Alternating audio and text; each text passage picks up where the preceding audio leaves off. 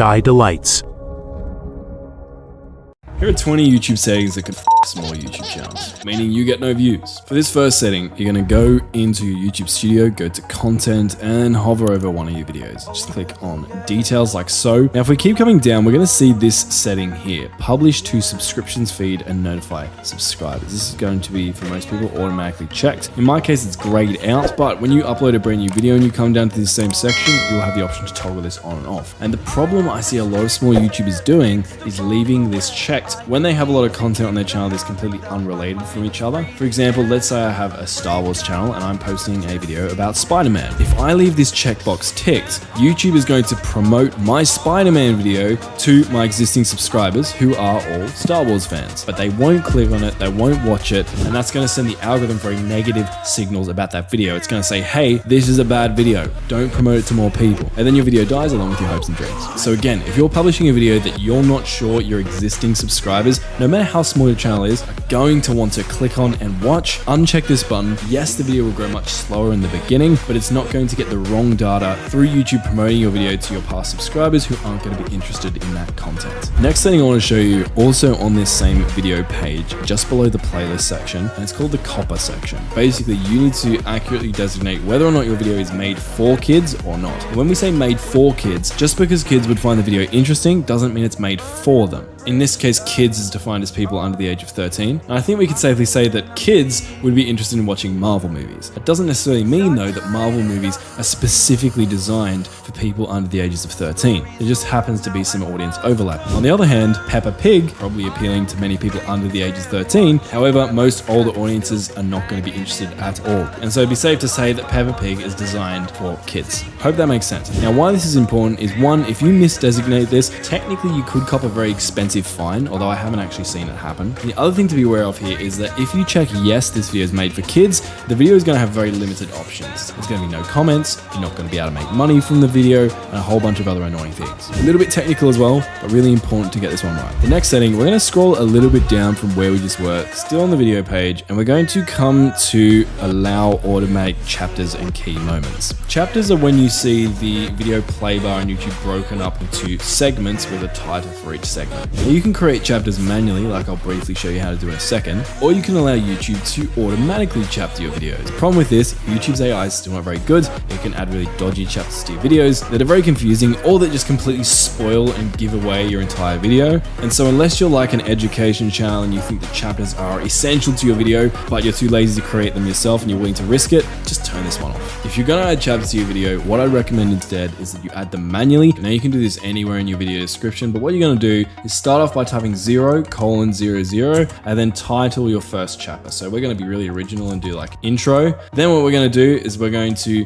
add the timestamp of the end of our intro chapter. So let's say our intro ends at 15 seconds. So we're going to go 0:15, and then we're going to type the name of our next chapter. Let's say like story. Now let's say the story component of our video ends at like 3 minutes. So we're going to go 3:00, and then we'll type the name of our next chapter. It might be something like that. And you just keep doing this throughout your entire video until your whole video is timestamped out in this format, and your video will then show up with chapters. Next thing we're going to do, we're going to come down again just below the cursed automatic chapters box, and we're going to look at the featured places box. This is basically going to give YouTube permission to dox you, which you obviously don't want. You don't want YouTube telling your viewers exactly where you are in your video. So we're just going to turn that one off so that we can not get stalked by our viewers. Now, automatic concepts, I would probably turn this one off as well, because again, you're relying on YouTube's AI to know exactly what your automatic concepts are. It is an experiment at this point as well, so turn it off just to be safe. If there's something really that confusing, then you should probably clarify it in your actual video. Now what we're going to do, we're going to keep scrolling down, and we're going to come down to this section, licensing and distribution. Now this is going to default to the standard YouTube license, which doesn't kill your videos, but it makes it more difficult for other people to reuse your content. My controversial opinion is Anyone reusing your content is free marketing for your videos, and if their content happens to do way better than your video, then it's a great case study for you to learn from. If they reuse your video and it gets like 10 times the amount of views as you can look at that and be like, hey, what did they do that made them successful, and how can I do that but better in my next upcoming videos? So it's win-win either way. So what I would do is click on here and change this to Creative Commons Attribution, which is going to give other creators permission to reuse your content in their videos. This next one, beginners do this all the time and it really bugs me and it hurts their channels.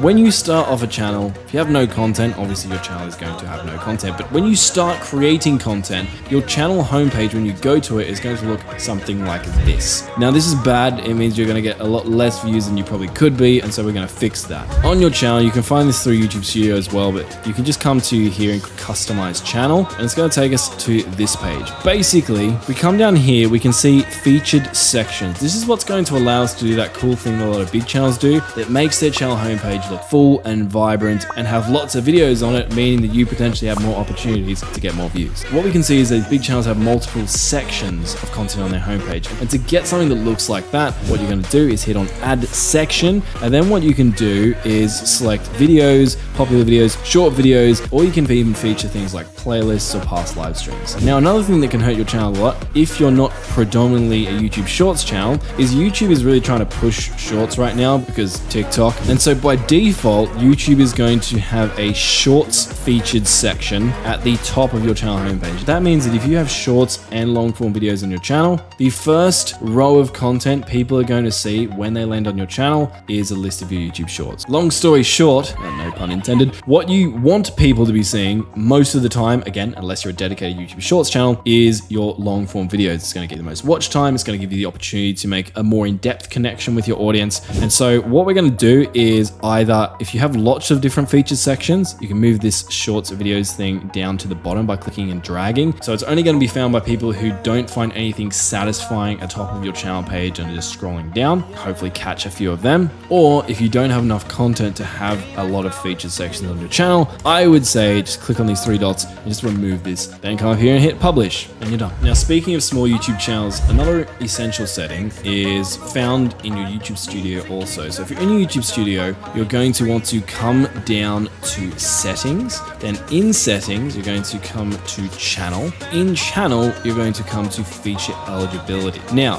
what you're going to want to do is click on these drop downs, basically complete these verification steps because it's going to let you make longer videos. And most importantly, it's going to allow you to add custom thumbnails to your videos and live streams, which is a killer feature that if you don't use, you're going to be killing your videos in the bad sense. So another thing you're going to want to do is go to settings, then you're going to come to channel. In channel, you're going to want to actually select your country of residence. Now this might sound like a really small and trivial thing. The reason this is important is that when you get monetized, this is going to have like some implications on tax and stuff. So if you don't select this correctly, or if you do what some sneaky people do and they try to select the US because they want to try and trick people into thinking that they should be promoted to more US audiences because that's like a high RPM niche and they're going to make more money. No, you're not going to make more money because you're going to have all these tax issues and it's just going to be annoying. So just make sure this is set right, because set incorrectly, it could be really annoying and mess up your hard-earned paychecks. Now this one's a really ninja setting that actually isn't really a setting, but I'm going to include it. So you're going to come to your channel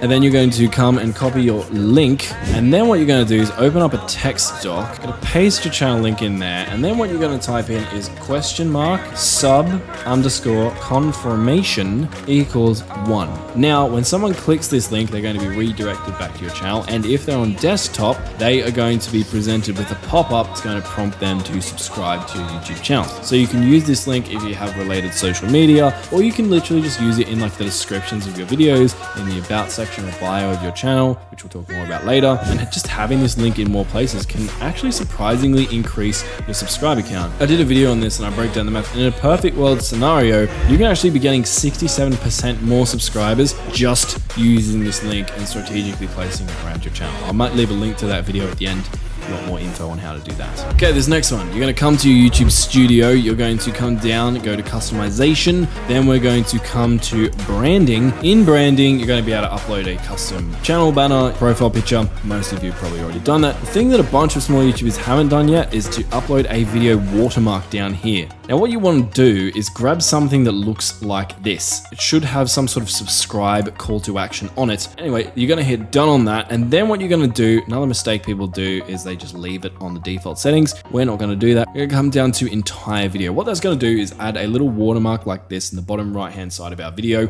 for the entire video. If someone clicks on that watermark, they're going to be able to subscribe to our channel. Helpful when people are watching your videos in full screen mode on their devices and the channel subscribe feature is not showing up for them. I'll try and remember to put a download link below for this particular image if you want to use it. And as always, with any of these settings that I've been talking about, you usually have to hit like publish or save or change somewhere. So just make sure you do that, because otherwise you'll be dumb and I'll laugh at you.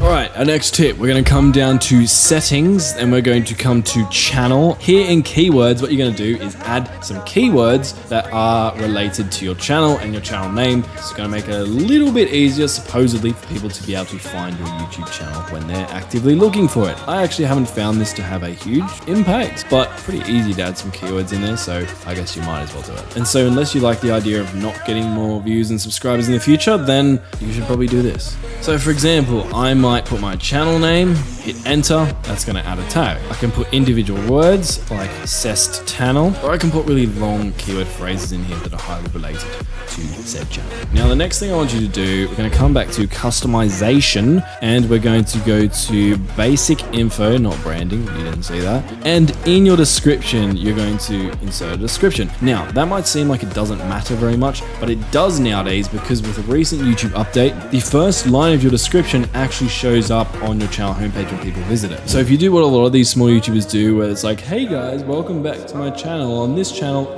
cut out, it's truncated, viewers can't see anything. You can want to use that space wisely. You could potentially be promoting your sub_confirmation link we talked about earlier to maybe get more subscribers, or you want to say something that makes people like you and reassures your viewers or your ideal viewers they're in the right place. So if you have a Minecraft Let's Play channel, you could be like, here you'll find the best Minecraft Let's Plays on the internet, which is really cringy and boring, and you shouldn't do that. You shouldn't be creating a Minecraft Let's Play channel in the first place. Let's just establish that, because unless you hate the idea of getting views, it's not a good idea. But you get my point. Use this space to your advantage to actually encourage more results. The next setting we're going to do, we're going to come back down to settings and we're going to come down to uploading defaults and then come down to visibility. Now here are some cool time-saving settings where you can input a default title, default description template, default tags, etc, etc. But these don't really destroy your channel. What can destroy your channel, or at the very least destroy your ego when you accidentally upload a video that was never meant to see the light of day, is this visibility setting here. Now on default, YouTube is going to upload all your videos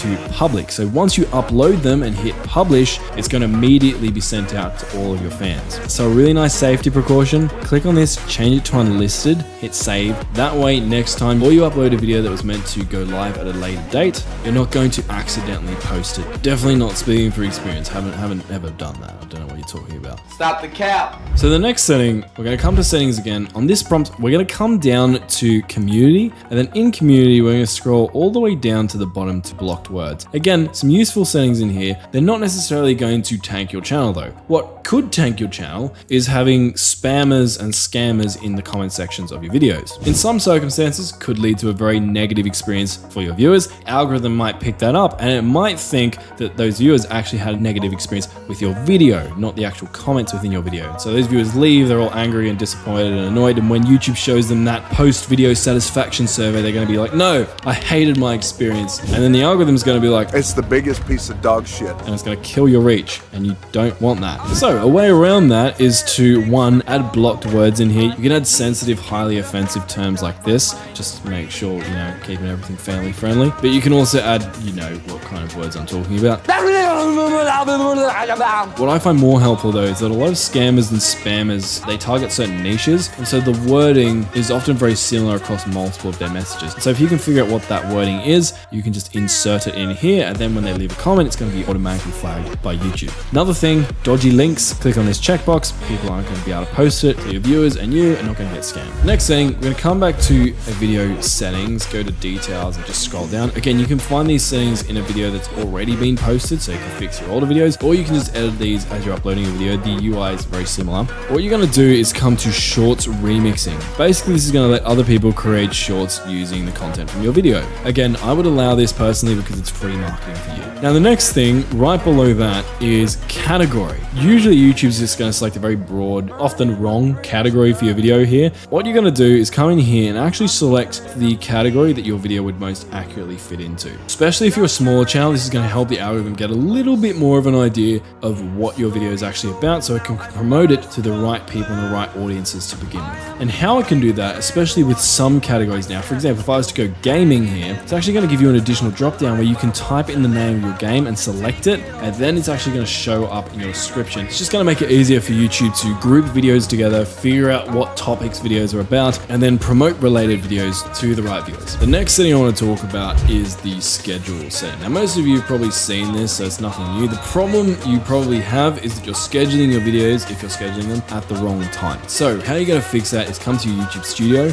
go to Analytics, and then you're going to come across to Audience. Now, if you're a very small channel, you might not have access to this yet, which is unfortunate. But if you do, what you'll see when you scroll down is when your viewers are on YouTube, it's going to show you this little pretty graph. What you're going to do is look for the brightest, pinkiest, most sexiest rectangles and which day has the highest congregation of them. So for me, it looks like it is Sunday and Monday. And if I hover over this beginning one, what I can see is that Sunday at 1 a.m., very many of my viewers are on YouTube. So when I schedule my videos or shorts, I'm going to want to schedule them at this time or a little bit before this time, just so I can take as much of an advantage as possible of all of my viewers being online that period of time. Next thing we're going to do, come to content and then select one of your videos. Let's just say this one, and then come down to end screen. Basically, this is going to allow you to add a clickable link to another one of your videos or a playlist at the end of your video, specifically the last 20 seconds. Not having this can be a big no-no for your videos. Basically, the YouTube algorithm loves it not just when viewers watch your videos all the way to the end, but when viewers watch multiple of your videos consecutively in a row. This is called session time. So what you're going to want to do in here, if you haven't already got an end screen, is hit plus on the element thing, select say video. It's going to add a new video element like so. You can drag it around, position it, set the time frame for it, and then hit save. In this particular case, this element is going to promote my most recent upload, but you can also make these elements promote the video that the YouTube algorithm thinks is going to be best for them, or you can select a specific custom video yourself by clicking on this option and then selecting said custom video. And then you just hit save. This next one's to do with YouTube Shorts. Basically, when you upload a YouTube short and you go through the upload process, in the video elements section, there's a new setting where you can add a related video. This is basically going to allow you to select specific video, let's say this one, and then when you publish your short, viewers of the short are going to be able to see a link that looks like this. If they click on it, they're going to be taken from your short to your full-length long-form video. And I'd say most small creators probably want to get as much data as possible on their videos, so you're going to want to connect your shorts to your videos so you can get as many additional views as possible. But if you've applied all these settings and you're still not getting any views, you're probably going to want to watch the video I'll leave on screen. It's going to give you an in-depth step-by-step breakdown of a few pretty cool strategies that can significantly increase your views. I'll see you there.